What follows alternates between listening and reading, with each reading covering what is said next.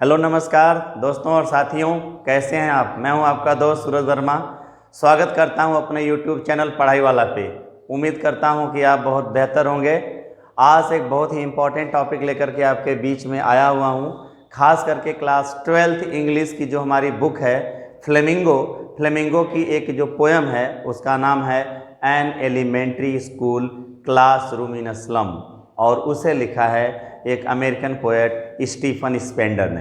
क्या आप तैयार हैं इस पोएम के बारे में जानने के लिए? तो आइए ले चलते हैं हम आपको अपने वाइट बोर्ड की ओर और बात करते हैं आज इस नए chapter an elementary school classroom in a slum. इस पोएम के बारे में अगर जानना चाहें तो इसमें कुछ पार्ट हैं जो मैं आपको बताऊं।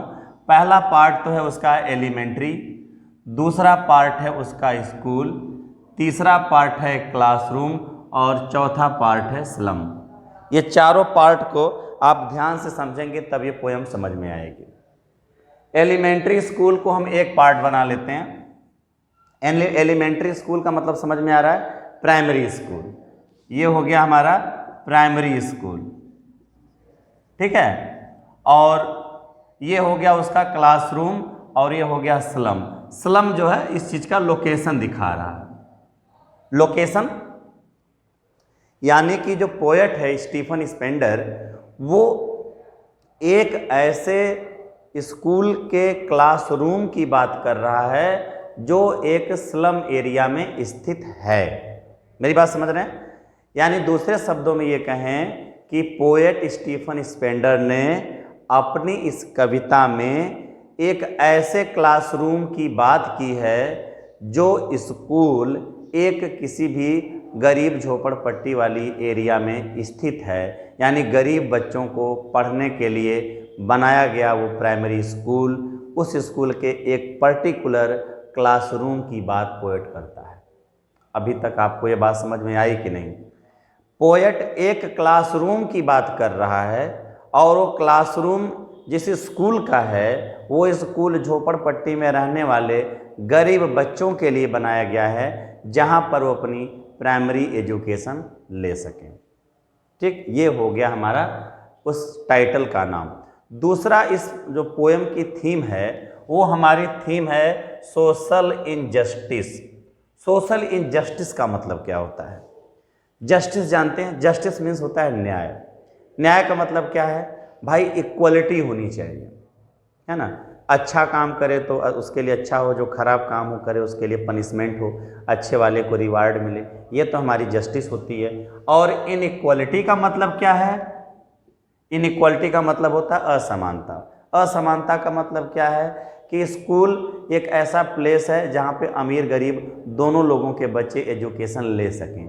पर क्या इस पोएम में ऐसा कुछ है? इक्वलिटी की बात कर रहा है पोएट? नहीं, इस पूरी पोएम में इक्वलिटी नहीं है। कुछ बच्चे हैं जो अच्छे स्कूलों में पढ़ते हैं और ये जो स्कूल है ये झोपड़पट्टी में बना हुआ है जहाँ पे गरीब घरों के बच्चे अपनी प्राइमरी एजुकेशन को ले रहे हैं। जबकि ये कॉन्स्टिट्यूशनल अमेंडमेंट है कि भाई नियर अबाउट 14 ईयर तक के बच्चों को फ्री एजुकेशन देना चाहिए। हालांकि एक बहुत ही बड़े विकसित देश अमेरिका की बात पोएट करता है, ठीक है। तो इस पोएम की जो थीम है वो है social injustice and class inequality, ठीक है। अब हम आते हैं पोएम में। इसको मैं मिटाता हूं, आप नोट कर लें इसको। अब हम पोएम में आते हैं। तो पोएम में क्या है? ये एक क्लासरूम है। इस क्लासरूम के अंदर कुछ बच्चे पढ़ रहे हैं। इस क्लासरूम के अंदर कुछ स्टूडेंट्स हैं। वो जो स्टूडेंट्स हैं वो पहली बात क्या है कि वो बहुत ही पुअर फैमिली के हैं। ध्यान दीजिए, they are from very poor family, ठीक है। They are suffering from poverty. गरीबी है उनके यहाँ, उन बच्चों के अंदर। क्लासरूम जो है ना उसका जो कलर है ना वो डल है, ठीक है। और जो चैप्टर है या जो लेसन पढ़ाया जा रहा है, ठीक है, वो नॉट इंटरेस्टिंग नहीं है। जब हम किसी भी क्लासरूम की बात करते हैं तो एक क्लासरूम के अंदर क्या क्या होता है वो चीज़ें आप समझिए। किसी स्कूल के अंदर अगर हम किसी क्लासरूम की बात करें तो उस क्लासरूम के अंदर क्या क्या चीज़ें होनी चाहिए। पहली बात, क्लासरूम में प्रॉपर वेंटिलेशन की व्यवस्था हो, वेंटिलेशन हो, हवाओं का आना जाना आसानी से हो सके। ठीक है, लाइट की व्यवस्था हो, दूसरी व्यवस्था लाइट की। तीसरी व्यवस्था क्या है कि फर्नीचर क्लास में अच्छे पड़े हों। चौथा क्या है कि जो दीवारें हों वो कलरफुल हों।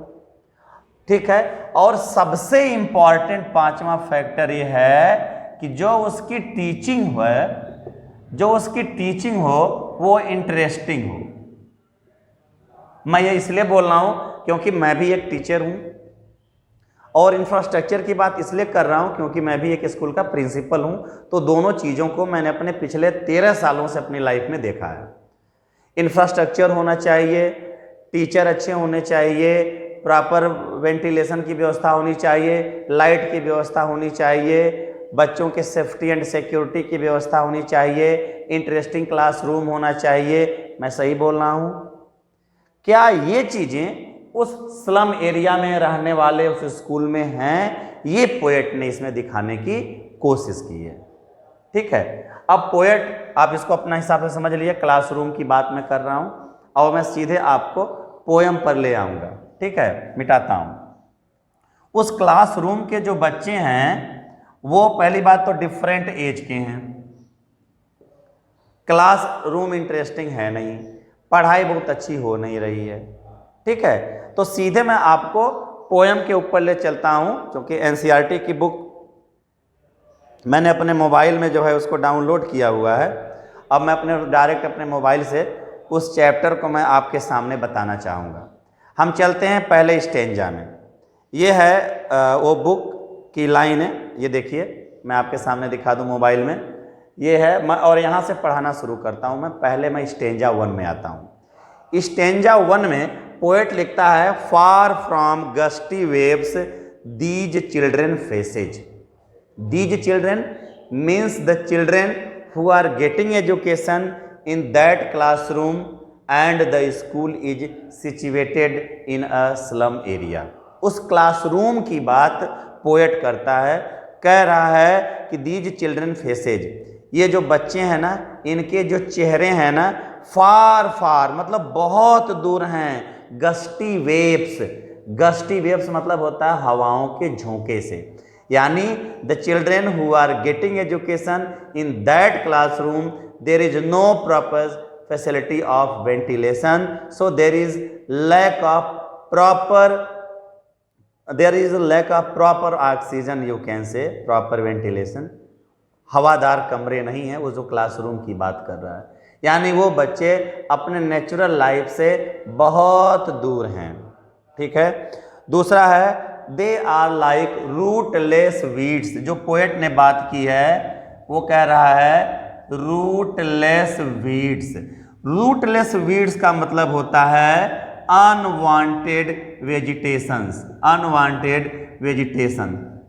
यानी ऐसी घासें जो पनप जाती हैं, जो अनवांटेड होती हैं, यानी जो पनपती हैं उनका कोई मतलब नहीं होता है। मीन्स ये जो चिल्ड्रेन हैं ये भी अनवांटेड हैं। They are like rootless weeds.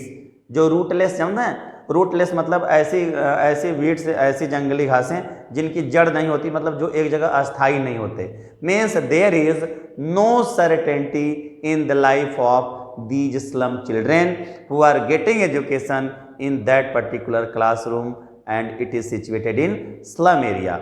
The children are the victim of social injustice and class inequality. Clear? कोई डाउट? देखिए कह रहा है rootless weeds, these children are just like rootless weeds, means there is no existence of these children and they are like unwanted weeds.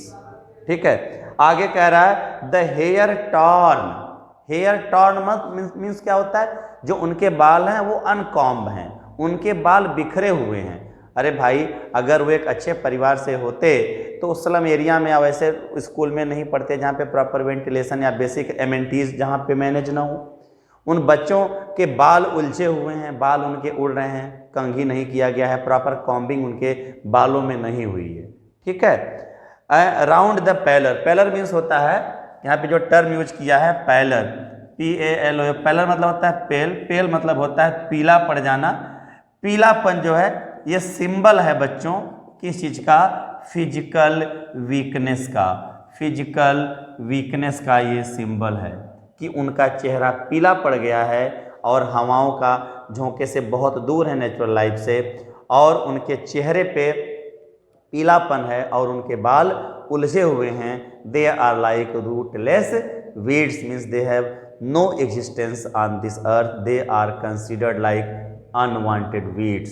Clear हुआ पहला stanza का यहाँ तक लाइन।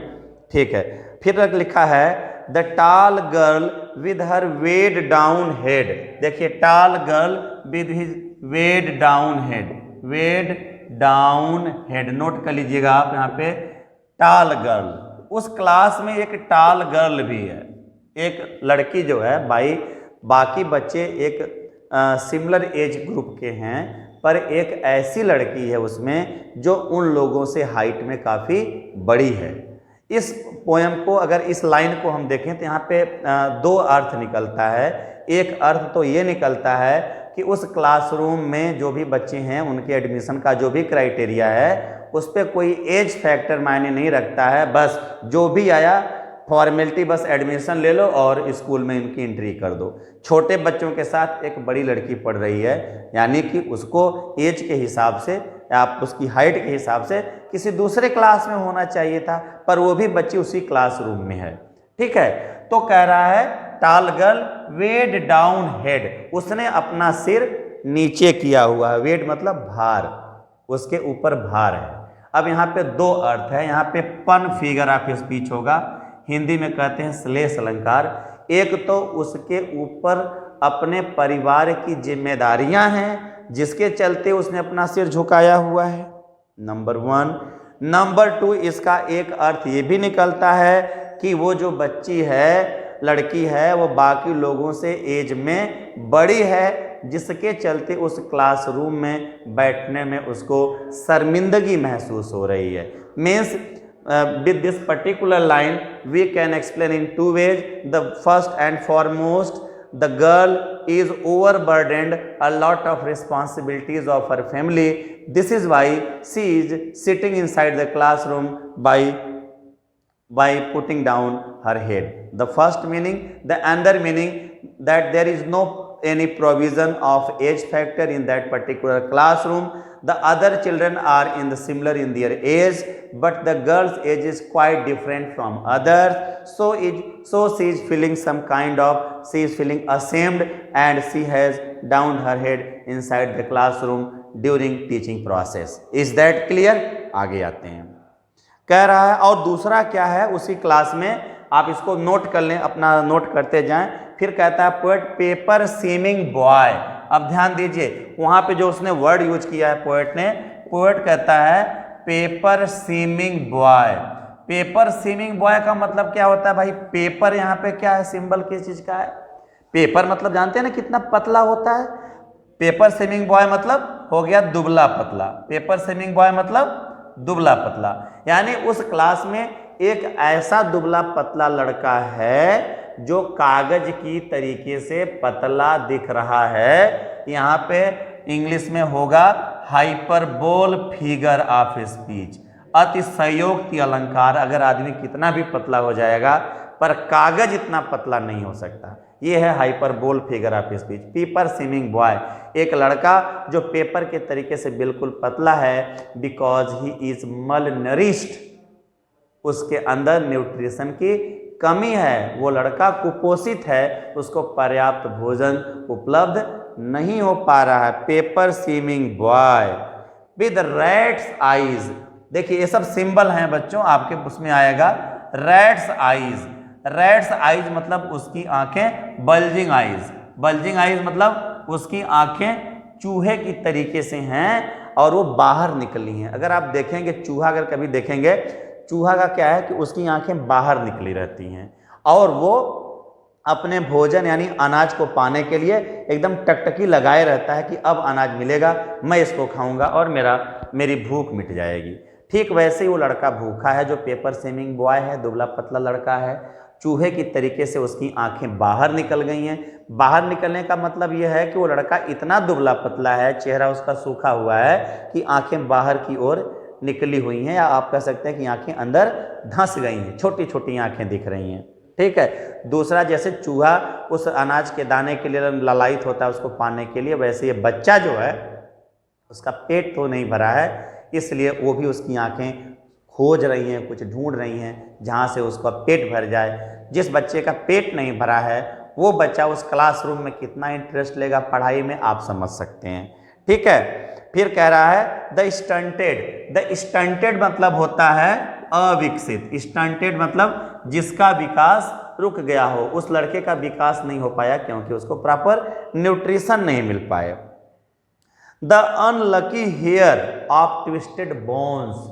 ट्विस्टेड बोन्स का मतलब क्या है कि उसकी जो हड्डियां हैं वो ऐंठ गई हैं बच्चों। हड्डियों का ऐंठ जाना मतलब समझ रहे हैं, जब आदमी कुपोषण का शिकार हो जाता है, मल न्यूट्रिशन का जब शिकार हो जाता है तो हमारी हड्डियां आपस में मुड़ जाती हैं, बटुर जाती हैं, या अजीब से सिकुड़ जाती हैं, हड्डियां कह सकते हैं। तो जो लड़का है ना कि उसकी हड्डियां सिकुड़ गई हैं, और कह रहा है reciting unlucky heir. Unlucky heir, heir मतलब क्या होता है? उत्तराधिकारी, यानी वह अपने पिता का बदकिस्मत उत्तराधिकारी है, यानी उसके पिता को भी भोजन न मिलने के चलते उनकी हड्डियां ट्विस्टेड हो गई थी। लोग विरासत में तो बहुत महल, बहुत जमीन जायदाद छोड़ करके जाते हैं, पर इस बच्चे के फादर अपने बच्चे के लिए विरासत में कुछ छोड़ के नहीं गए सिवाय एक बीमारी के और कुपोषण के। मीन्स ऐसा नहीं है कि वो लड़का पहला अपनी फैमिली में है जो कुपोषण का शिकार है, उसके जो पेरेंट्स थे, उसके जो फोर फादर्स थे, उनके साथ भी ऐसा हुआ और ये परंपरा चली आ रही है। आज वो लड़के की भी हड्डियां ऐंठ गई हैं, वो भी कुपोषित है और बहुत ही अनलकी उत्तराधिकारी है अपने पेरेंट्स का। समझ में आ रहा है? फिर कह रहा है रिसाइटिंग अ फादर्स नाल डिजीज। नाल डिजीज का मतलब क्या होता है? रिसाइटिंग मतलब वो इस चीज का गीत गा रहा है, अपने पिता पर जो बीमारियां उसके पिता को पकड़ी थीं, जो उसके पिता की प्रीमेच्योर डेथ हो गई क्योंकि उसके पिताजी भी कुपोषित थे, मल न्यूट्रिटेड थे, विरासत में उसको अपने पिता की बीमारियां मिल गईं, वो लड़के का ट्रीटमेंट नहीं हो पाया। यानी आज उसके पिताजी तो नहीं हैं, पर उस लड़के को देखने के बाद लगता है कि उसके पिताजी भी ऐसे ही रहे होंगे और उनकी भी ऐसी हड्डियां ऐंठ गई होंगी, एक दिन कुपोषण के चलते उनकी मृत्यु हो गई होगी। ठीक है। आगे हम देखते हैं, वो कह रहा है his lesson from his desk. वो बैठा हुआ है बेंच पे, डेस्क के ऊपर किताब है, अपने लेसन में तो वो लड़का देख रहा है। लेकिन अब आगे क्या है? क्लासरूम के इंफ्रास्ट्रक्चर की बात करता है पोएट। कह रहा है at back of the dim class. ध्यान दीजिए, at the back of the dim class. यहां पे जो डिम वर्ड आया है, डिम का मतलब क्या है भाई? फेडेड। मैंने बोला ना कि अगर कोई क्लासरूम है तो उसमें लाइट की व्यवस्था होनी चाहिए। सिंपल सी बात है कि जहाँ पे मैं आपको इसमें पढ़ा रहा हूँ, ये मेरा एक क्लासरूम है जहाँ पे मैं अपनी वीडियो रिकॉर्ड करके आपको दूंगा और आप उसको देखेंगे। इस क्लासरूम में आप देखें ऊपर मेरे लाइट जल रही है, प्रॉपर लाइट की व्यवस्था है, वेंटिलेशन, फैन वगैरह। मैं अगर घुमा के क्लासरूम को दिखाऊं तो ये 25x20 के साइज का एक वेंटिलेटेड वेल फर्निश्ड क्लासरूम है। ठीक है, जहाँ पे हमारा डिजिटल बोर्ड वगैरह भी, इंटरेक्टिव बोर्ड वगैरह, व्हाइट बोर्ड लगा हुआ है, पर वहाँ पे ऐसी कुछ बेसिक एमेनिटीज है नहीं उस क्लासरूम में। तो बच्चे क्या पढ़ेंगे, बच्चे क्या इंटरेस्ट लेंगे? तो पोएट उस चीज को कह रहा है देखिए यहाँ पे at back of the dim class means there is no proper management of the light inside the classroom. अगर डिम लाइट रहेगी क्लासरूम में तो बच्चों का इंटरेस्ट पढ़ाई में नहीं लगेगा। तो कहीं ना कहीं क्लासरूम में लाइट की अच्छी व्यवस्था नहीं है। One unnoted sweet and young, कह रहा है one unnoted sweet and young, sweet and young. उसी क्लासरूम में एक बच्चा ऐसा बैठा है जिसके ऊपर हमारे टीचर का ध्यान तो नहीं है, पर वो लड़का स्वीट एंड यंग है। स्वीट और यंग जो है उसको किसने किया है? गॉड ने किया है। ध्यान दीजिएगा, जो हमारे ऊपर वाले के हाथ में था, ऐसा नहीं है कि झोपड़पट्टी का लड़का था तो वो स्वीट और यंग नहीं होता, यानी ऊपर वाला उस बच्चे को दूसरे तरीके से बनाता नहीं। गॉड ने तो कोई भी डिफरेंशिएशन नहीं किया, कोई भी डिफरेंट नहीं महसूस किया। गॉड ने उस लड़के को स्वीट और यंग दोनों बनाया, क्योंकि ये गॉड के द्वारा दी गई चीज थी। लेकिन हम ह्यूमन बीइंग के द्वारा जो करना था, एज ए टीचर जो मेरी रिस्पॉन्सिबिलिटी बनती थी कि मैं अपने क्लास के हर एक स्टूडेंट को इंगेज करूं, हर बच्चे पे फोकस करूं, पर मैंने बच्चे पे फोकस नहीं किया। This is why the child is unnoted. वो स्वीट एंड यंग बच्चा जो है वो क्लास में अननोटेड है, और वो जो टीचर हैं, he is only offering his formality, he is not paying attention towards that particular child who is sweet and young, gifted by God, and there is no proper management of the light inside the classroom, hence the classroom is not interesting. One unnoted sweet and young, ये लड़का जानते हैं क्या कर रहा है? The child is looking outside. Why the child is looking outside? Simple सी बात है, आप किसी क्लासरूम में पढ़ा रहे हैं और सब बच्चे आपको ध्यान से सुन रहे हैं, इसका मतलब कि आपने हर एक बच्चे को इंगेज किया है, आपका चैप्टर इंटरेस्टिंग है, आपके पढ़ाने की टेक्निक जो है इफेक्टिव है। लेकिन अगर आप क्लासरूम में पढ़ा रहे हैं, आपके क्लास में बहुत ज़्यादा शोर होता है, आपके क्लासरूम के बच्चे बाहर देखते हैं, तो इसका मतलब यह है कि आपकी जो टीचिंग स्टाइल है उसमें प्रॉब्लम है, उसमें लूप होल्स हैं, या आपका जो टॉपिक है वो टॉपिक आप उसे इंटरेस्टिंग नहीं बना पा रहे हैं। ये मैं नहीं बोल रहा हूँ, ये टीचिंग मेथोडोलॉजी बोलती है, मेरा अपना 13 साल का एक्सपीरियंस बोलता है। आज भी मैं एज ए प्रिंसिपल जब अपनी क्लास लेता हूँ, मेरे क्लास में हमारे बच्चे पिन ड्रॉप साइलेंस होते हैं। तमाम जो हमारे पुराने बच्चे हैं उस चीज़ को जान सकते हैं, सपोर्टिव है मेरे वो। तो मेरे कहने का मतलब है, एक जो बच्चा है स्वीट एंड यंग अननोटेड है, उस पर टीचर का ध्यान नहीं है, वो लड़का क्लासरूम की एक्टिविटीज़ को छोड़ करके बाहर झांक रहा है, और बाहर क्या देख रहा है? बाहर स्क्वायरल गेम देख रहा है। मैं जितने भी वर्ड यहाँ पे लिख रहा हूँ प्लीज उसको आप लोग जरूर नोट किया करें। The child is looking outside and he is busy in squirrels game, SQUIRRELS, squirrels game देख रहा है। बाहर जो है, तो बाहर क्या है कि एक गिलहरी जो है वो एक पेड़ के तहखाने में जा कर के अपना कुछ खेल रही है, और बच्चा अपनी नज़र उस गिलहरी पे गड़ाए हुए है। यानी कह सकते हैं, अगर हम सिंबॉलिकल मीनिंग दिखाएं, ये कह सकते हैं कि एक छोटा सा जीव जो गिलहरी है, जो स्क्वायरल है, उसको इतनी फ्रीडम है कि आज वो खुल करके अपना खेल ले रही है, अपना बचपन जी ले रही है। पर ये जो चिल्ड्रेन हैं, जिनको अच्छे से खेलना चाहिए, न अच्छे से खेल पा रहे हैं, न तो अच्छे से पढ़ रहे हैं, क्योंकि क्लासरूम के अंदर they are unnoted and outside the classroom they are unwanted weeds. ध्यान दीजिए, मैं बहुत इंपॉर्टेंट बात बोल रहा हूं।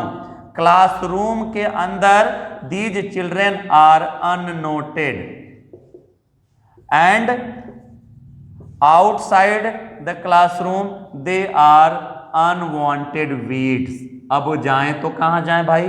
क्लासरूम के बाहर की उनकी जो दुनिया है वहाँ पे उनको अनवांटेड वीड्स समझा जाता है, और जो क्लासरूम है वहाँ पे वो बच्चे अननोटेड हैं। तुरंत आप इसको अपनी कॉपी में नोट करिए, ये वैल्यू पॉइंट्स हैं, अदरवाइज ये पोएम समझ में नहीं आएगी आपको। क्लासरूम के अंदर अननोटेड और क्लासरूम के बाहर अनवांटेड वीड्स, ये है उनकी life, because they are the victim of class inequality and social injustice. कोई दिक्कत? The child is looking outside because the topic which is taught by the teacher is not interesting, and the teacher is even not paying his attention towards that particular child, hence the child is sweet and young, gifted by God. Is that clear? Come to the next point. कह रहा है sweet and young, his eyes live in a dream. उस बच्चे की आंखें हमेशा सपनों में होती हैं। बच्चों, इमेजिन कौन करता है? कल्पना की दुनिया में कौन जीता है जिसे हकीकत में चीज़ें नहीं मिल पाती? मेरे पास सैमसंग का ये मोबाइल है, तो मैं नोकिया 1200 मोबाइल की इमेजिनेशन क्यों करूंगा? मैं तो एप्पल के मोबाइल की इमेजिनेशन करूंगा। इमेजिनेशन आदमी उस चीज़ की करता है जो उसके पास नहीं होती है। दिस इज़ वाई वो जो बच्चा है ना, वो हमेशा सपनों की दुनिया में, हकीकत में उसे कुछ मिलता नहीं, इसलिए सपनों की दुनिया में वो खोया रहता है और क्लास में वो अननोटेड है और बाहर अनवांटेड है। ठीक है। हिज आइज, उसकी आंखें हमेशा सपनों में रहती हैं। ऑफ स्क्वेरल्स गेम, वो स्क्वेरल का गेम देख रहा है। In the tree other than this, इस other than this means what is happening inside the classroom. The child is paying no attention, he is looking outside and he is busy watching the squirrels game outside the classroom. Is that clear? Now the first stanza is complete. Come to the next stanza, my children. I hope that my explanation would be quite effective for you to understand this chapter wholeheartedly. Come to the next stanza. अब next stanza में जो poet बात करता है कि अब उस classroom की बात करता है। पोएट कहता है सोर क्रीम वॉल्स, सोर क्रीम वॉल्स, सोर क्रीम वॉल्स, डोनेशंस। समझ रहे हैं? सोर क्रीम वॉल डोनेशन का मतलब क्या हुआ भाई? कि किसी बहुत बड़े इंडस्ट्रियलिस्ट ने अपने ब्लैक मनी को व्हाइट मनी में कन्वर्ट करने के लिए एक स्कूल स्लम एरिया में खोल दिया था सोशल रिस्पॉन्सिबिलिटी के तहत। बस उसका इतना कंसर्न था कि हम खोल दें और खोल करके अपना चले जाएं। मेरी बात समझ रहे हैं? उसके बाद क्या होता है कि लोगों से डोनेशन ले करके उसने जो है वहाँ पे रंगाई पुताई कर दी और उस स्कूल के बाहर एक बहुत बड़ा सा बोर्ड लगा हुआ है जिस पे डोनेशन देने वालों का नाम लिखा है। जैसे देखते होंगे कि मंदिर वगैरह पे आप जाते होंगे, लिखते होंगे कि सूरज वर्मा 5100 रुपया दिए, है ना, अमर सिंह 501 रुपया दिए, अजीत पांडे 201 रुपया दिए। इस तरह का देखते होंगे आप कि दान दाताओं की सूची जो है वहाँ पे चस्पा की गई रहती है। कुछ ऐसी ही कंडीशन उस क्लासरूम जो स्कूल है उसके बाहर भी एक पट्टी लगी हुई है जिस पे कितने लोगों ने डोनेशन दिया है, सबके नाम लिखे हुए हैं। ये तो हो गया, पर जो क्लासरूम है उस क्लासरूम की जो दीवारें हैं उनका कलर तो कम से कम कुछ अच्छा होना चाहिए। अब जिसका जो मन आया वो वाला कलर पोत के चल गया, क्योंकि किसी को बच्चों के वेलफेयर से, उनके इंटरेस्ट से किसी का मतलब तो था नहीं। अब पोएट जो है इंटीरियर डेकोरेशन या इंफ्रास्ट्रक्चर की बात करता है। कह रहा है कि अब उस क्लासरूम में क्या है कि पहली बात, जहां ब्लैक बोर्ड है उसके ऊपर एक शेक्सपियर का फोटो लगा हुआ है। शेक्सपियर का हेड है ना, शेक्सपियर हेड। कुछ सीनरीज, ब्यूटीफुल सीनरीज लगी हुई हैं।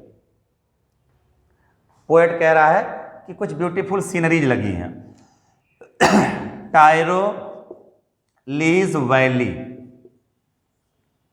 है ना, वैली मतलब होता है घाटी। टायरोलीज वैलीज जो ऑस्ट्रियन अल्पाइन ट्रीज का एक प्लेस है जहाँ पे बहुत ही ब्यूटीफुल लैंडस्केप है, सीनरी बहुत अच्छी होती है, नेचुरल ब्यूटी होती है। उसका अंदर लगा हुआ है क्या, सीनरी लगी हुई है क्लासरूम में। खूब बड़ा सा शेक्सपियर का फोटो लगा हुआ है, शेक्सपियर का चेहरा, हेड लगा हुआ है। किस लिए लगा है भाई? क्या क्लासरूम के अंदर का जो माहौल आपने बनाने की कोशिश की है, क्या रियल में उन बच्चों की लाइफ उस तरीके से है? खूब बड़े बड़े डोम्स बने हैं, बड़े बड़े गुंबद बने हैं, बड़ी बड़ी मीनारें बनी हैं, बड़ी बड़ी बिल्डिंग्स बनी हैं। क्या उन बच्चों की रियल लाइफ उस तरीके से है? तो जवाब मिलेगा नहीं, बल्कि एक ओपन हैंडेड मैप है वहां पे। ध्यान दीजिएगा, open handed map, open handed world map, दुनिया का नक्शा रखा हुआ है। एक वहां पे ग्लोब है, मैप है, पूरी दुनिया आप दुनिया में कौन सी जगह कहां कहां है आप देख सकते हैं। ये बताइए कि शेक्सपियर का फोटो लगा देना, डोनेशन वालों की लिस्ट लगा देना, बड़े बड़े ग्रीनरी का फोटो लगा देना, क्लाउडलेस एट डॉन का सीनरी लगा देना कि जब सूर्योदय के समय, जब सूर्योदय का समय होता है, भोर का समय होता है, एक ऐसी सीनरी बनाए हैं कि पूरे स्काई में, आकाश में कहीं भी बादल नजर नहीं आ रहे हैं, साफ साफ एकदम स्काई है।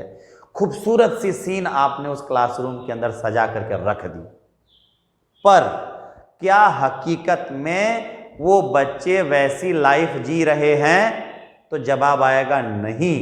अगर नहीं तो फिर इन चीजों का क्या मतलब है मेरे बच्चों, बताइए। जैसे मैं कहूं कि अभी आपको मिलती है मर्सिडीज की चमचमाती हुई फोटो, अब फोटो लेकर के क्या करेंगे?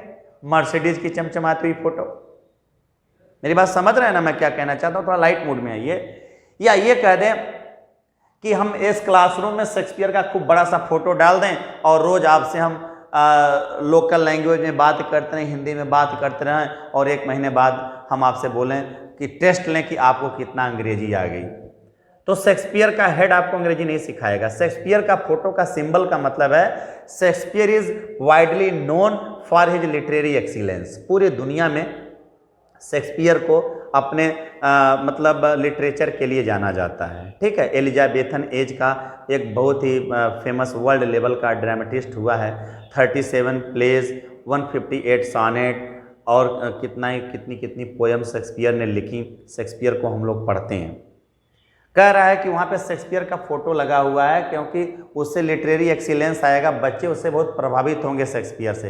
बच्चे क्या प्रभावित होंगे शेक्सपियर से? मैं शेक्सपियर के बैकग्राउंड को थोड़ा सा बताऊं कि शेक्सपियर वो व्यक्ति था जो स्ट्रैटफोर्ड अपॉन एवन लंदन में पैदा हुआ था, गरीब परिवार में, और अपने लैंडलॉर्ड का उसने हिरन चुरा लिया था, जिसके चलते उसके ऊपर केस होता है और शेक्सपियर वहाँ से भाग जाता है लंदन और वहाँ पे जाकर के ग्लोब थिएटर को ज्वाइन करता है, जहाँ पे शेक्सपियर की किस्मत बदलती है और बाद में शेक्सपियर एक बहुत बड़ा ड्रामेटिस्ट बनता है। तो शेक्सपियर या शेक्सपियर की स्टोरीज जो हैं अगर उन बच्चों को सुनाई जाएंगी या उन बच्चों को पढ़ाई जाएंगी तो कहीं ना कहीं उन बच्चों के अंदर स्टीलिंग की फीलिंग होगी। स्टील मतलब क्या होता है भाई?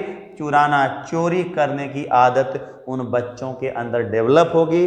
दूसरा, उस क्लासरूम के अंदर जो टैरोलीज वैलीज, जो उस टैरोलीज घाटियों का आपने सीनरी लगाया हुआ है, उसका कोई मतलब नहीं है, क्योंकि बच्चे जहाँ पे रह रहे हैं, जहाँ पे जिस झोपड़पट्टी में रह रहे हैं, वहाँ की और यहाँ की हकीकत में जमीन आसमान का अंतर है। दूसरा, जो आपने क्लासरूम में बड़ी बड़ी सीनरी लगाई हैं, क्लाउडलेस डॉन लगाया है, सूर्योदय के समय, मॉर्निंग के समय स्काई में जो है कोई भी बादल नहीं दिख रहा है। हकीकत तो ये है कि बच्चे जिस जगह पे रह रहे हैं बगल में इंडस्ट्रीज लगी हुई हैं और उस इंडस्ट्रीज से निकलने वाला धुआं जिसमें लेड मिला हुआ है ना, वो इतना हानिकारक है कि उन बच्चों के अंदर बीमारियां पनप रही हैं। और ये बीमारियां उनके साथ ही नहीं, उनके फोरफादर्स या उनके पेरेंट्स के द्वारा विरासत में मिली हैं उन लोगों को, यानी उनका पूरा परिवार तबाह हो जा रहा है। उनको रहने की व्यवस्था नहीं है, उनके खाने के लिए व्यवस्था नहीं है। They are the victim of social injustice and class inequality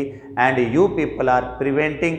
और आप लोग जो प्रिटेंड कर रहे हैं कि हम बच्चों को बहुत अच्छी एजुकेशन दे रहे हैं, शेक्सपियर का फोटो डालने से क्या बच्चों को पढ़ाई आ जाएगी? क्या सुंदर सुंदर सीनरी डालने से बच्चों की लाइफ बदल जाएगी?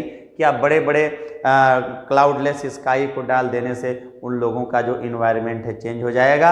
हकीकत है कि ऐसा नहीं, ये सिर्फ दिखावे के लिए है। हकीकत की दुनिया तो कुछ और ही है बच्चों। मेरी बात आप समझ रहे होंगे। मैं पोएम पे लाइन आता हूँ। ऑन सौर क्रीम वॉल्स। सौर क्रीम वॉल्स का मतलब है, सौर का मतलब क्या होता है भाई? बेढंगा कलर का। बेढंगा मतलब अंदर जो दीवारें हैं उसमें जो क्रीम लगा है, जो पेंट लगा है, वो बहुत ही फेडेड कलर का है या वो कलर मैचिंग कलर का नहीं लगा है। उसके अंदर जो है बच्चों को इंटरेस्ट नहीं आता है।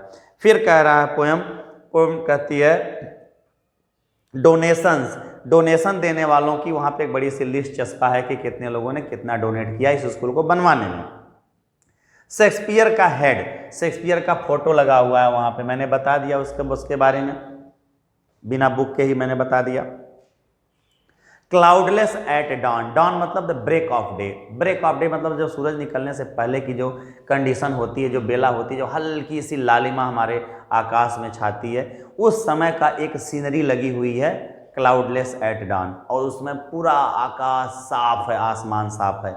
हकीकत ये है कि क्लासरूम के अंदर तो ये कंडीशन है, लेकिन जो बच्चे क्लासरूम या जहाँ पे रहते हैं वहाँ पे लेड स्काई है, पूरा पूरा आकाश में जो है लेड फैला हुआ है। इन जो इंडस्ट्रीज से निकलने वाला धुआं है उसमें लेड है, जिसके चलते वो बहुत ही डेंजरस है, उनका ग्रोथ रुक गई है और वो लोग कहीं ना कहीं उस पोल्यूशन के विक्टिम हो गए हैं। मैं बहुत तेज तो नहीं पढ़ा रहा हूँ, आगे देखिए। कह रहा है cloudless at dawn civilized domes, बड़े बड़े गुंबद बने हैं, बड़ी बड़ी बिल्डिंग्स बनी हैं सिविलियन लोगों की, सिविलाइज्ड लोगों की बहुत बड़ी बड़ी बिल्डिंग्स बनी हैं। और समझ रहे हैं ना, riding all cities bellied flowery, तमाम फूलों के वहाँ पे सीनरीज बनी हैं। टैरोलीज वैलीज हैं वहाँ पे, जो मैंने बताया टैरोलीज valleys sceneries. Open handed map रखा हुआ है वहाँ पे, ओपन हैंडेड मैप पूरी दुनिया का मैप है कि दुनिया में कौन सी जगह कहाँ है आप देख सकते हैं। उस बच्चे के लिए उस दुनिया का क्या मतलब है यार। सिंपल सी बात मैं आपको ये कहूँ कि जिस व्यक्ति ने अपनी पूरी लाइफ एक छोटे से गांव में गुजार दी हो, उस व्यक्ति को बोलिए कि हम गर्मी की छुट्टियां मनाने फुकेट गए थे, या हम शिमला में जाते हैं उस समय ठंडियों में टेम्परेचर माइनस में होता है, या हम कनाडा जाते हैं वहाँ पे टेम्परेचर -15 होता है। अब बताइए इन सब चीज़ों का उस इंसान के लिए क्या मतलब निकलता है जो अपनी पूरी लाइफ उस अपने गांव में ही रह जाता है, अपने लोकल मार्केट में रह करके वो अपनी ज़िंदगी बिता देता है। ठीक वैसे ही उस ओपन हैंडेड मैप का, उस दुनिया दिखने वाले उस मैप का उन बच्चों के लिए कोई मतलब नहीं है। वो दुनिया लेकर के क्या करेंगे, उनकी अपनी दुनिया तो वीरान पड़ी है, अंधेरा है, गुमनामी है, उनकी ज़िंदगी में कोई देखने वाला नहीं है। ठीक है, open handed map awarding the world it is, दुनिया को दिखाता है वो। And yet for these children these windows not this map, बहुत बड़ी लाइन है, मैं इसको कोट करता हूँ, मैं बार बार हर साल इस लाइन को लिखता हूँ। कह रहा है फॉर दीज चिल्ड्रेन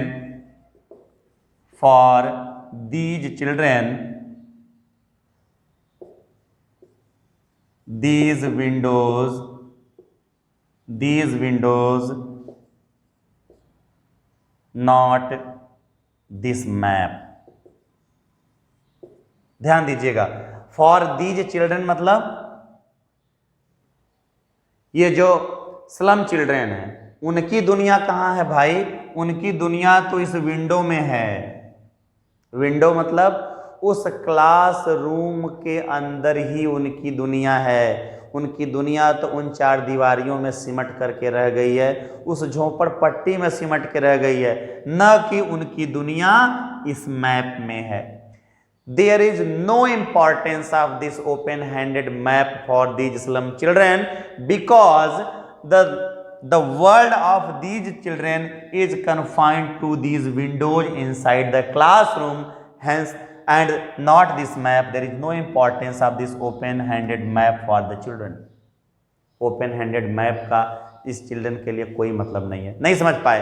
अरे यार, एक झोपड़ी बनाई आपने, उसमें भूसा रख दिया, झोपड़ी में आपने भर दिया भूसा और इतना बड़ा सा ताला लगा दिया ला करके, समझ रहे हैं, खूब बड़ा सा ताला लगा दिया माफ कीजिए, और 2 वहां पे पुलिस वाले बिठा दिए ड्यूटी करने के लिए।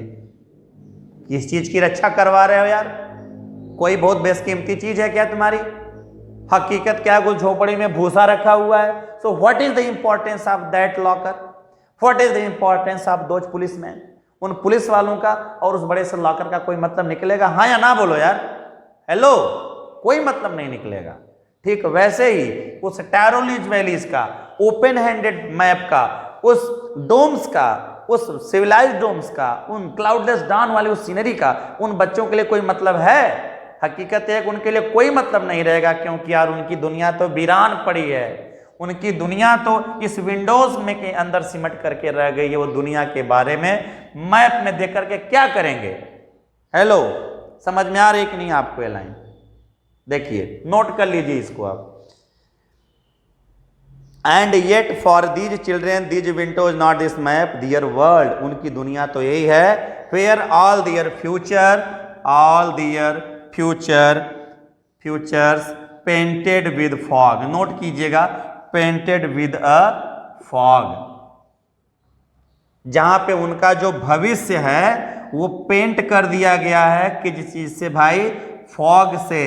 Fog is the symbol of darkness, darkness and ignorance, darkness and ignorance. उनकी दुनिया, उनका भविष्य तो उस अंधेरे में पेंट कर दिया गया है, यानी उनकी दुनिया तो अंधेरे में है। उनको ये ओपन हैंडेड मैप दिखा करके आप क्या करोगे। दूसरा स्टेंजा कंप्लीट होने वाला है।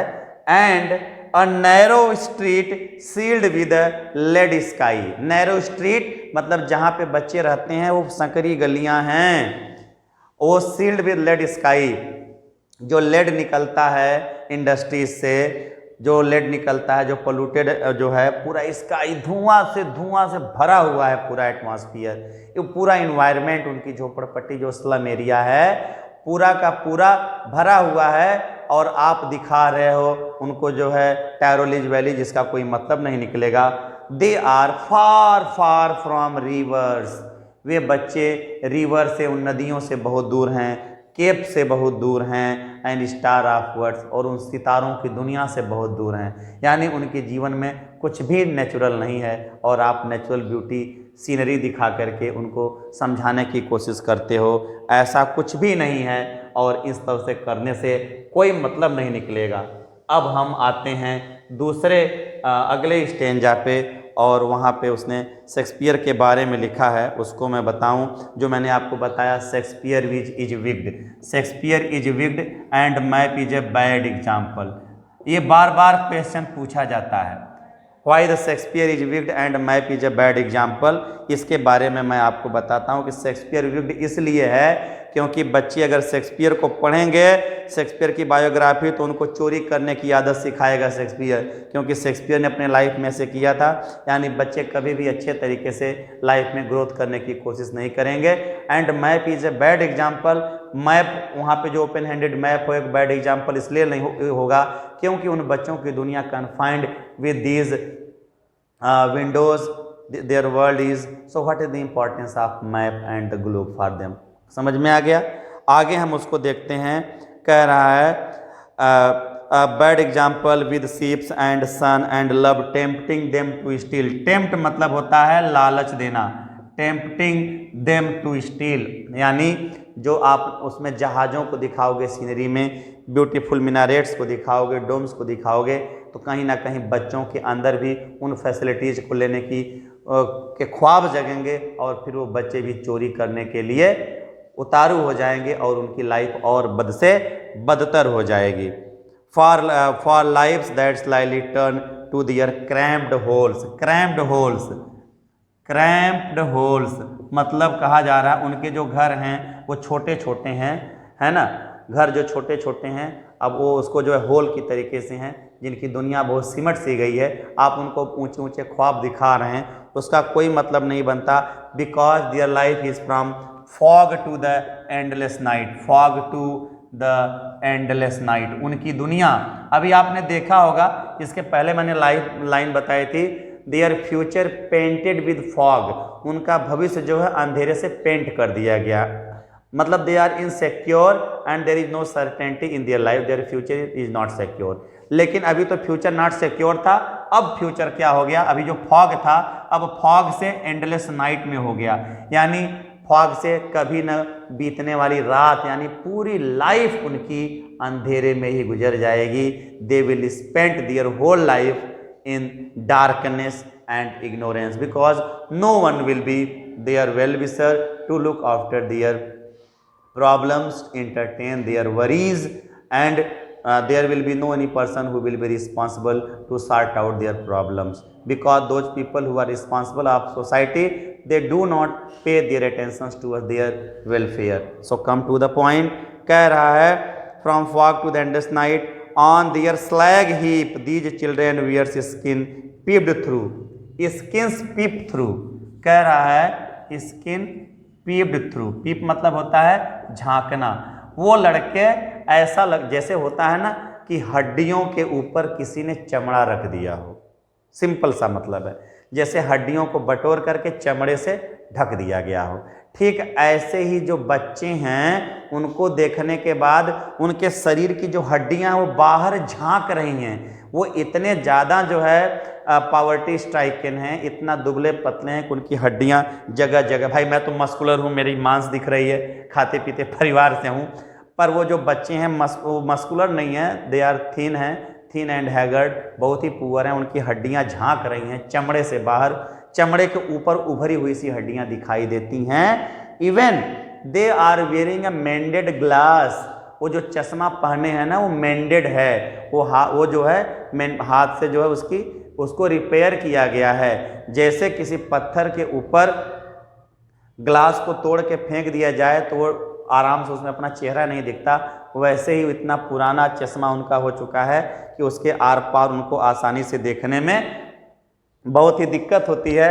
पर वो ऐसी फैमिली से हैं कि उनके खाने की व्यवस्था तो है नहीं, अपने चश्मे का रिपेयरमेंट वो कहाँ से करवा पाएंगे। पोएट इस चीज़ को इस स्टेंजा में कहने की कोशिश करता है, कह रहा है wear skins peeped through by bones, कि वो जो हड्डियां पहने, हड्डियां बाहर झांकती हैं उनके स्किन से, and spectacles of steel with मेंडेड glass, है ना, स्टील का जो पहने हुए हैं, फ्रेम वाला जो चश्मा पहने स्टील का पहने हैं, और उसके अंदर जो ग्लास लगा है वो कई बार बनाया जा चुका है, कई बार रिपेयर किया जा चुका है।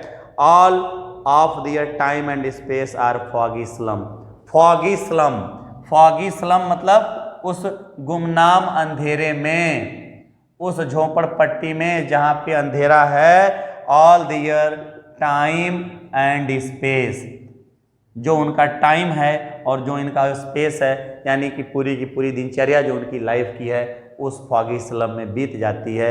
And they are far away from the basic amenities of life, जो बेसिक रिक्वायरमेंट है ह्यूमन लाइफ की, उन सब चीज़ों से वो बच्चे बहुत दूर हैं।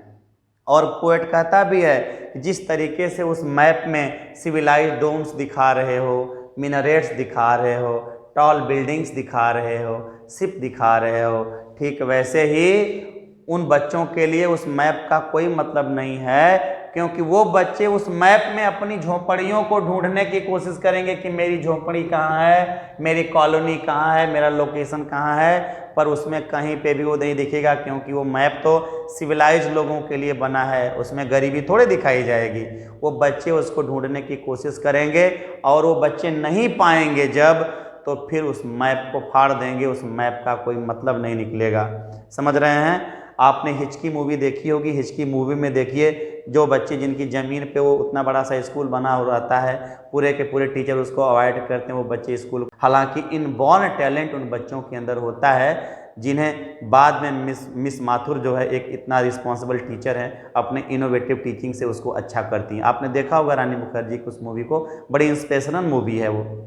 हाँ, कह रहा है so blot their map with slums as big as doom, blot their, कह रहा है कि blot their map with slums, कि उस मैप में उस चीज़ की ब्लॉटिंग करिए, जगह जगह झोपड़पट्टियों को दिखाइए, जिस तरीके से आपने डोम्स, मिनारेस या टॉल बिल्डिंग को दिखाया है वैसे उस मैप में झोपड़ियों को दिखाइए, अदरवाइज उस मैप का कोई मतलब नहीं निकलेगा। और उस मैप, ओपन हैंडेड मैप को बच्चे फाड़ देंगे और बच्चे रिवोल्यूशनाइज हो जाएंगे, क्रांति करेंगे और फिर सड़कों पर उतर जाएंगे और फिर उनको संभालना बहुत ही मुश्किल हो जाएगा। एक सोशल डिसऑर्डर हो सकता है, समाज में एनार्की हो सकती है, अराजकता हो सकती है। अब पोएट अपनी अपील कुछ ऐसे लोगों से करता है जो समाज के जिम्मेदार लोग माने जाते हैं। समाज के जिम्मेदार लोगों में कह रहा है जैसे गवर्नर हैं, इंस्पेक्टर हैं, विजिटर हैं। पोएट के कहने का ये भी मतलब है कि जब कभी स्कूल में इंस्पेक्टर आते हैं, गवर्नर आते हैं या विजिटर आते हैं तो स्कूल को सजा दिया जाता है, बच्चों को समझा दिया जाता है, एक आर्टिफिशियल माहौल डेवलप कर दिया जाता है ताकि जो लोग आते हैं वो ये जान सकें कि यहाँ पे बच्चों के लिए बहुत अच्छी फैसिलिटीज़ हैं। एक अर्थ ये हुआ। दूसरा अर्थ ये हुआ कि पोएट रिक्वेस्ट भी करता है कि ऐ समाज के गवर्नर, ऐ समाज के इंस्पेक्टर, समाज के विजिटर, आप जो लोग समाज के रिस्पॉन्सिबल लोग हैं, जिनको लोग बहुत रिस्पॉन्सिबल मानते हैं समाज के लिए, आपसे मेरी रिक्वेस्ट है कि इन स्लम चिल्ड्रन के ऊपर कुछ फोकस कीजिए, इनके वेलफेयर, इनके फ्यूचर के बारे में कुछ सोचिए। अदरवाइज एक दिन ऐसा आएगा कि ये लड़के सड़कों पर उतर जाएंगे। इनको नेचुरल दुनिया दिखाइए, ब्लू स्काई दिखाइए, केव्स दिखाइए, रिवर्स दिखाइए, टैरोलीज वैलीज हकीकत में दिखाइए। फोटो टांग देने से शेक्सपियर का और सीनरी टांग देने से इनकी दुनिया नहीं बदल जाएगी। ग्राउंड लेवल पे इनके लिए वर्क करना पड़ेगा, अदरवाइज डिससेटिस्फैक्शन की कंडीशन में ये बच्चे हमारे सोसाइटी के खिलाफ होंगे और सोसाइटी के अपोजिट जाएंगे तो पूरे समाज का डिसऑर्डर होगा, समाज में एनार्की हो जाएगी।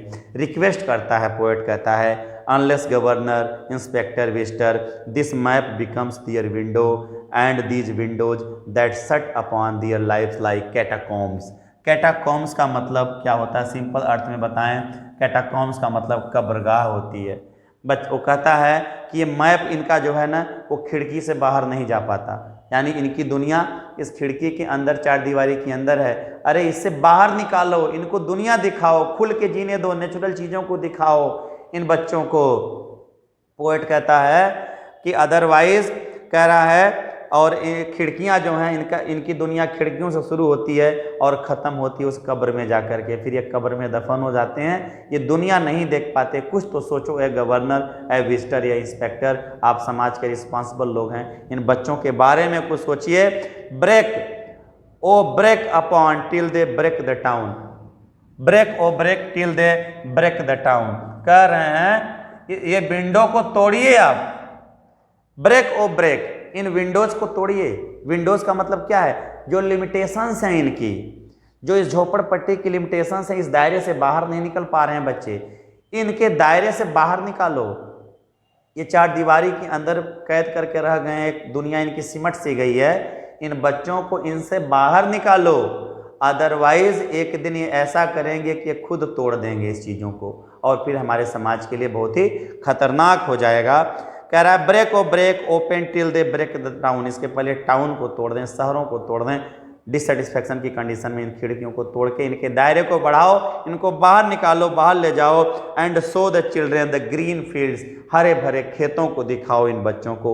And make their world run azure as gold sands, और इनको नदी के किनारे ले जाओ, उन चमकते बालुओं को दिखाओ, कल कल बहती हुई नदियों को दिखाओ, ताकि ये दुनिया को, सुंदरता को अपनी इन खुली आंखों से देख सकें। अदरवाइज शेक्सपियर का फोटो टांगने से, टैरोलीज वैलीज लगाने से, ओपन हैंडेड मैप और उसमें टॉल बिल्डिंग्स और सिविलाइज डोम्स लगाने से और क्लाउडलेस एट डाउन लगाने से इनकी लाइफ नहीं सुधरेगी, क्योंकि इनकी लाइफ तो कुछ अलग ही है यार। फोटो टांगने से किसी की लाइफ बदलने वाली है? दिखावा मत करो, हकीकत में ग्राउंड लेवल पे काम करने की कोशिश करो। Run and let their tongues run naked into the books, and let their tongues run naked into the books. हाँ, tongue run naked into the books. Naked का मतलब होता है भाई जो बिना कपड़े के होता है, पर नेकेड का मतलब यहाँ पे ओपन है। और इन बच्चों को खुल करके इनकी किताबों में पढ़ने दो, इन बच्चों को खुल मतलब समान अवसर उपलब्ध कराओ। ये सोशल इनइक्वलिटी या सोशल इनजस्टिस या क्लास इनइक्वलिटी के शिकार न हो सकें। जैसे बाकी बच्चों को भी पढ़ने के अपॉर्चुनिटीज़ मिल रही हैं, वैसे इन बच्चों को भी किताबें उपलब्ध कराओ ताकि ये खुल करके पढ़ सकें, अपने भाग्य विधाता हो सकें और लाइफ में अपनी मेहनत से कुछ कर सकें। अदरवाइज ये सोसाइटी के खिलाफ हो जाएंगे और सोशल डिसऑर्डर हो जाएगा। कह रहा है books the white and the green leaves upon, और सबसे इंपॉर्टेंट लाइन कहता है, मेरी अपनी रटी हुई लाइन है, history theirs whose language is sun. नोट कर लीजिए, history theirs whose language is सन।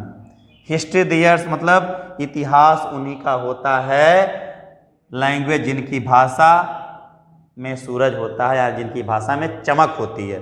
यानी वही लोग इतिहास रचते हैं जिनकी इस जुबान में औकात होती है, गट्स होता है, जिनकी जुबान में ताकत होती है, बोलने का मादा होता है, वही अपनी जुबान से इस दुनिया को बदलते हैं दोस्तों, और ये लोग इतिहास रचते हैं, है कि नहीं? ऐसे तमाम ओरेटर्स हुए हैं जिन्होंने दुनिया का पूरा चीज़ ही बदल दिया। चाहे वो अब्राहम लिंकन की बात करें, चाहे अभी आपने पढ़ा होगा yes we can, Barack Obama साहब को आपने पढ़ा होगा, ठीक है, मार्टिन लूथर की स्पीच पढ़ा होगा, मार्क एंटनी की स्पीच पढ़ा होगा। ये लोग इतिहास के अच्छे ओरेटर्स में हैं और जिनकी जुबान में ताकत होती है, ब्राइटनेस होती है, sun is the symbol of brightness and light, और जिनकी लैंग्वेज में ताकत होती है, हिस्ट्री दियर्स, उन्हीं का इतिहास होता है, या वही लोग इतिहास रचते हैं या वही लोग इतिहास बनाते हैं। दोस्तों, इस तरीके से ये पोयम हमारी ख़त्म होती है। Stephen Spender classroom in slum के माध्यम से, एलिमेंट्री स्कूल के माध्यम से समाज के उन गरीब तबके के बच्चों के बारे में बताना चाहता है जो क्लास इनइक्वलिटी और सोशल इनजस्टिस के शिकार हैं, और कहीं ना कहीं ये हमारे समाज के लिए बहुत बड़ा कलंक है। हमारा समाज तब तक पूर्ण रूप से विकसित नहीं हो सकता जब तक कि ज़मीन से लेकर आसमान तक, कहीं पे भी बुलंदियों से लेकर के ज़मीन पर रहने वाले हर एक व्यक्ति का जब तक विकास नहीं होगा, हर व्यक्ति उस देश में अपनी सहभागिता नहीं कर सकता, तब तक वो देश कभी विकास नहीं कर सकता। और यही इस पोएम की मोरल थीम है। मुझे उम्मीद है कि आपको ये वीडियो पसंद आई होगी। आप मेरे चैनल पे नए हैं तो मेरे चैनल को सब्सक्राइब करें, वीडियो को लाइक करें, अपनों को शेयर करें, ताकि मैं आपको और अच्छी वीडियोज़ दे सकूं और हम सब मिल करके आपके उस उद्देश्यों को पूरा कर सकें। इन्हीं शुभकामनाओं के साथ एक बार फिर से आप सभी को नमस्कार।